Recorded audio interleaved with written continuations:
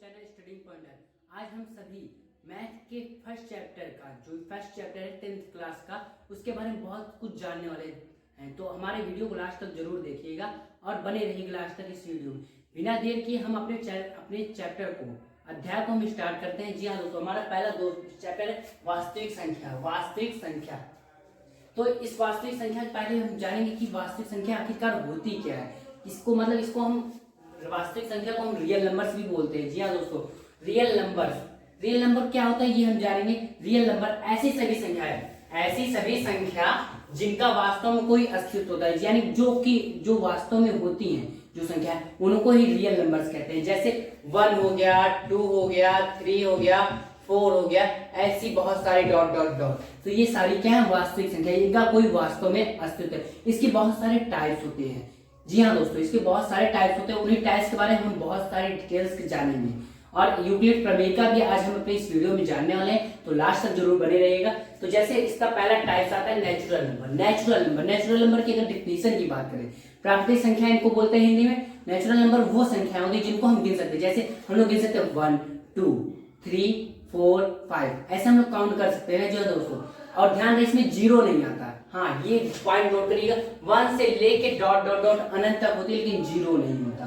Zero आ जाए तो ये क्या हो जाएगी, पूर्ण संख्या हो जाएंगी, क्योंकि जीरो हम लोग गिन नहीं सकते, तो यानी कि वो प्राकृतिक संख्या नहीं है। प्राकृतिक संख्या में 1 2 3 4 5 ऐसे डॉट डॉट अनंत तक चली जाएंगी। और इसके बाद आता है हमारा होल नंबर को हम लोग बोलते हैं पूर्ण संख्या। क्या बोलते हैं, पूर्ण संख्या। प्राकृतिक संख्याओं में डिफिनेशन की बात करें तो प्राकृतिक संख्याओं में जीरो को ऐड कर देने पर बनने वाली संख्या क्या हो जाएगी, पूर्ण संख्या हो जाएगी। जैसे 0 1 2 3 4 5 6 और डॉट डॉट डॉट इसी तरह से। और अब हमारे बात करते हैं इंटीजर्स। जी हाँ दोस्तों, इंटीजर्स की अगर हम बात करें तो ऐसी सभी संख्याएं जिनको हम संख्या रेखा पर निरूपित कर सकते हैं। संख्या रेखा पर हम -3 -2 -1 0 1 2 3 4 हम बहुत सारी संख्याओं को निरूपित कर सकते हैं। तो वो सभी संख्याएं क्या होगी, हमारी इंटीजर्स होगी, यानी कि पूर्णांक होंगी। अब इसके बाद हम लोग कुछ और भी बहुत सारी बातें जानने वाले हैं, तो लास्ट तक जरूर देखिएगा। और कुछ बातें यहाँ मैंने पॉइंट में करके लिख दी हुई, इसको पहले समझिए। सभी फ्रैक्शन यानी सभी जो भिन्न होती है वो क्या होती है, परमेय संख्या होती है। सभी फ्रैक्शन जो भिन्न होती है वो परमेय संख्या कहलाती है। ये सभी इंटीजर जो सभी पूर्णांक होते हैं, जो ये इंटीजर्स होते हैं -3 -2 -1, ये क्या होती है, ये परमेय संख्या होती है। जी हाँ दोस्तों, इसको याद रखिए, परमेय संख्या होती है। और सभी रेशनल नंबर होते हैं यानी परमेय संख्या, वो क्या होती है, फ्रैक्शन यानी कि भिन्न नहीं होती। क्या होती है, भिन्न नहीं होती। और नेक्स्ट पॉइंट है सभी रेशनल यानी परमेय संख्या इंटीजर्स पूर्णांक नहीं होते, यानी कि जो सभी परमेय संख्या वो इंटीजर्स नहीं होती। सभी इंटीजर्स परमेय संख्या हो जाएगी, लेकिन सभी परमेय संख्या इंटीजर्स नहीं होंगी। इसी तरह से रेशनल यानी परमेय संख्या इंटीजर्स होगी या फ्रैक्शन, यानी जो रेशनल नंबर है वो परमेय संख्या यानी कि वो इंटीजर्स होगी या तो फ्रैक्शन होगा, दोनों में से कुछ भी हो सकता है। लेकिन ये दोनों परमेय संख्या हो ये जरूरी नहीं होता। अब परमेय संख्या कैसी होती है ये मैं आपको बता दूं। जी हाँ दोस्तों, परमेय संख्या यानी जिसको p/q के रूप में हम निरूपित कर सके, p/q के रूप में। और जहां पे एक कंडीशन होती है, q does not equal 0, q 0 नहीं होना चाहिए। और एक कंडीशन होती है कि p और q क्या हो, दोनों क्या हो, इंटीजर्स हो। जी हाँ दोस्तों, दोनों इंटीजर्स होंगे तभी ये परमेय संख्या होगी। तो इसी तरह से हम इसको व्यक्त करेंगे। हमने अपनी ये रोचक बातें यहाँ तक सीख ली। अब हम लोग जानेंगे यूक्लिड प्रमेय क्या, क्योंकि हमारा जो पहला चैप्टर वास्तविक संख्या है इसमें क्या है, यूक्लिड प्रमेय का, उसका ही ज्यादातर महत्व है और उसको हमको समझना बहुत ही मोस्ट इंपॉर्टेंट है। तो अब इसके बाद हम अपने चलते हैं यूक्लिड प्रमेय क्या की ओर। तो अब हम यूक्लिड विभाजन प्रमेय का, जी हाँ दोस्तों, यूक्लिड विभाजन प्रमेय का होती क्या है, क्या चीज होता है, कैसे होता है, तो ये हम सब चीज जानेंगे। यूक्लिड विभाजन एल्गोरिथम प्रमेय का सारी चीजें जानने वाले वीडियो को लास्ट तक, इसीलिए मैं कह रहा हूँ देखते रहिए। और अगर वीडियो बोरिंग लग रहा हो तो फिर वीडियो को आप बंद कर सकते हैं, लेकिन अगर इंटरेस्टिंग लग रहा है तो आप वीडियो को लाइक करना और सब्सक्राइब करना मत भूलिएगा। जी हाँ दोस्तों, तो देखिए यहाँ पे यूक्लिड विभाजन प्रमेय क्या कहती है। यूक्लिड विभाजन जो प्रमेय होती है ये कहती है दो दिए हुए धनात्मक पूर्णांक, जैसे मान लीजिए कोई दो धनात्मक पूर्णांक हमको दे दिए हैं, पूर्णांक ए और बी, मान लीजिए ए और बी दो धनात्मक पूर्णांक दे दिए हैं, के लिए दो पूर्ण संख्या क्यू और आर जरूर होते हैं। जो कि निम्न संबंध को संतुष्ट करती है। जी हाँ दोस्तों, अब निम्न संबंध है क्या? यहाँ दोस्तों यहाँ देखिए, ए बराबर है बी क्यू प्लस आर बराबर, जहां जो 0 से कम होगा, जो आर है वो 0 से बराबर होगा या 0 से ज्यादा होगा, लेकिन बी से कम होगा। अब देखिए ये ए बराबर बी क्यू प्लस आर है क्या, ये हम जानेंगे। तो देखिए ये जो ए है, हम लोग भाग करते हैं ना, भाग करते हैं, भाग में क्या क्या होता है, जैसे एक तो होता है भाज्य होता है, एक होता है भागफल, और एक होता है भाजक, और एक होता है शेषफल। तो ये 4 चीजें होती हैं। तो इसमें हमको कुछ और नहीं करना है, यही चारों चीजें हमको बस यहाँ पे ये दे दिए गए, बस इस फॉर्म में। ये जो ए होता है, ये क्या होता है, हमारा भाज्य होता है, हमारा भाज्य, यानी भाज्य बराबर हम लोग जानते हैं, कोई फॉर्मूला इसका अलग से नहीं बना है। भाज्य बराबर भाजक गुणे भागफल प्लस शेषफल, ये हम लोग जानते हैं, बचपन से पढ़ते आ रहे हैं कि ये ऐसा होता है। तो ये कहीं और से ये फॉर्मूला आया नहीं। ये जो भाग ए है ये हमारा भाज्य होता है, और जो बी है ये भाजक होता है, और क्यों भागफल होता है, और आर शेषफल होता है। तो हमारा ये फॉर्मूला कहाँ से बना, यहीं से बना, भाग से। भाज्य बराबर भाजक गुणे भागफल प्लस शेषफल। तो हमको बस इतना ही करना है। अब हम इसके ऊपर क्वेश्चन सॉल्व करेंगे। क्वेश्चन कैसे सॉल्व करते हैं, इसकी मदद से हम एचसीएफ आसानी से निकाल सकते हैं। वही इस यूक्लिड परिव्याजन प्रमेयिका में दिया हुआ है कि हम कैसे निकालेंगे एचसीएफ। तो आइए सीखते हैं। तो हमने यूक्लिड विभाजन प्रमेयिका में क्या क्या सीखा, देखिए भाज्य बराबर भाजक गुणे भागफल प्लस शेषफल, ये हमने जाना। बस ये जो ए है, ये ए भाज्य है और बी भाजक है, और क्यों भागफल, और आर क्या है, हमारा शेषफल है। जी हाँ, इसी चैप्टर पे हमारा पूरा मतलब इसी आधार पे, इसी फॉर्मूले पे हमारा पूरा चैप्टर यूक्लिड विभाजन प्रमेयिका का है। तो इसको अगर आपने समझ लिया तो ये चैप्टर पूरा फिनिश, इसके आगे कुछ करना ही नहीं है आपको। इसी तरह से आइए एक क्वेश्चन सॉल्व करते हैं। जैसे आपको दे दिया है 455 और 42 का एचसीएफ ज्ञात कीजिए, वो भी यूक्लिड विभाजन प्रमेयिका के तरीके से। तो कैसे ज्ञात करना है, बहुत ही सिंपल मेथड है। क्या करना है, ये 455 बड़ा है और 42 छोटा है ना, तो यहाँ पे ये जो 455 होगा मान के चलिए ये भाज्य होगा, और ये मान लीजिए भाजक है।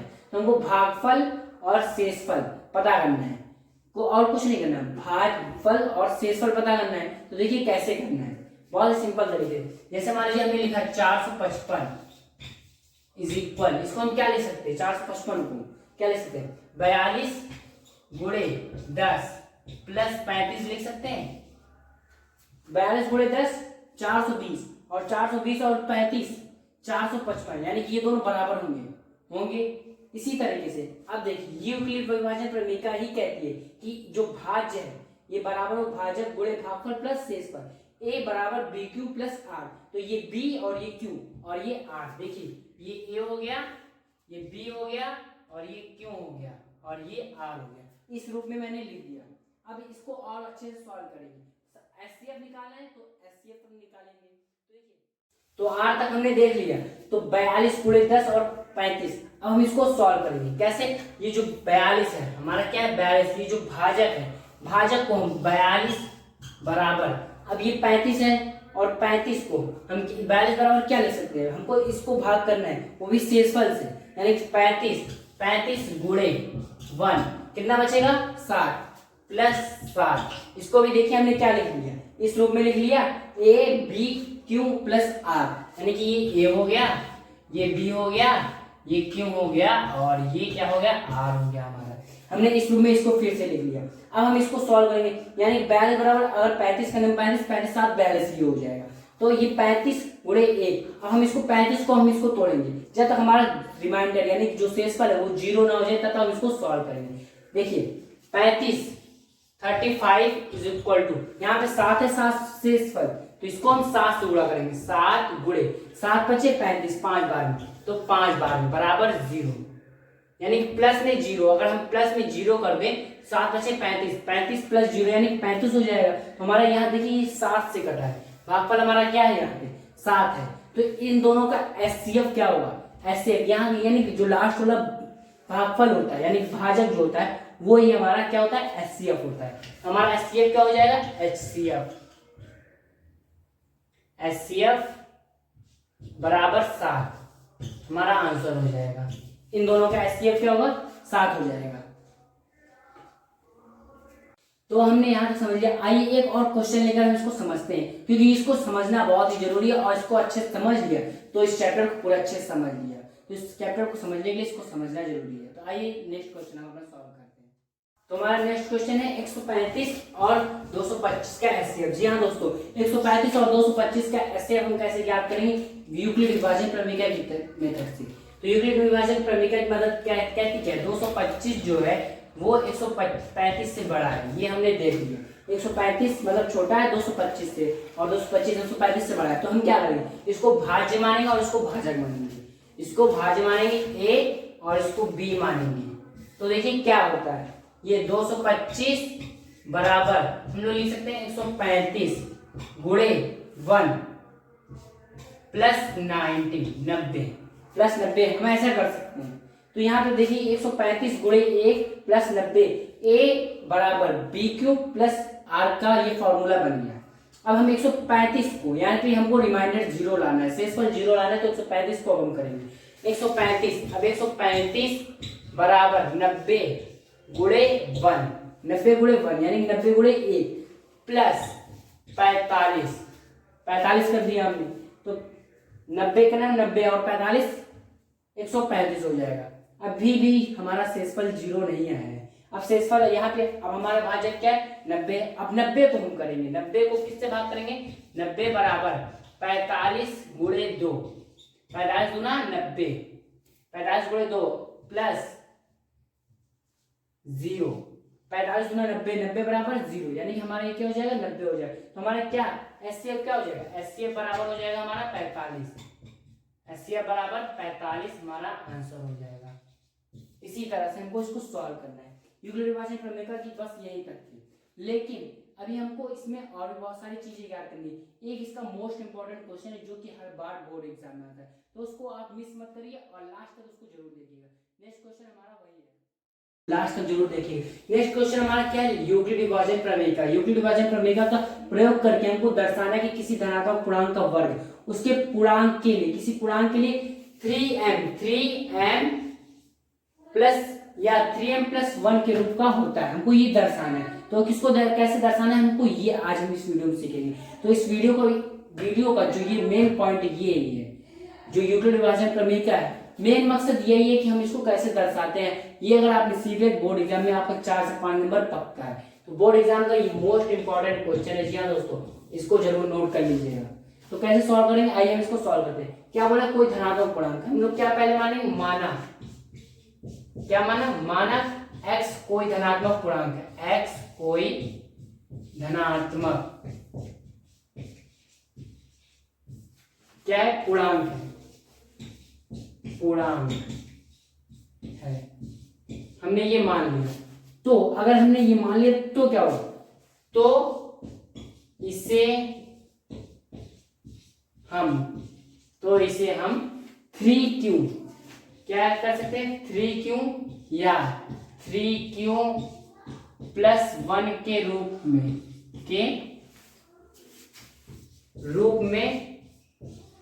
लिख सकते हैं। क्या कर सकते हैं, लिख सकते